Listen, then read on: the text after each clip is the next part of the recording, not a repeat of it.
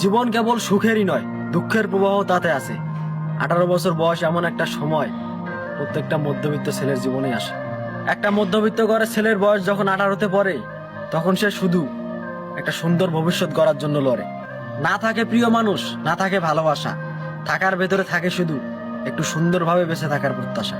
একটা বেকার ছেলে 18 থেকে কেবল একটা ভালো দিনের অপেক্ষায় ছুটে। তাই এখন সূর্য ওঠার আগে সে ওঠে। মুখে হাসি, হৃদয়ে বিষাদ, ইচ্ছা স্বপ্ন তারও আছে, তবে হোঁচট খাওয়ায় অভাব। বাবাদের 5 টাকা বাঁচানোর গল্প সকলেই জানে, তারা মহান, ছোট করে বলছি না। তারই ঘরের বেকার ছেলেটা পেটে আজ বালিশ চেপে ঘুমায়, এটাই কেবল প্রকাশ পায় না। দুর্ভিক্ষে যাচ্ছে সময়, বিশ্বাস আছে বদলাবে সময়, বদলাবে দিন। আজকের বেকার ছেলেটা সাফল্যের ছোঁয়ায় মন খুলে হাসবে একদিন।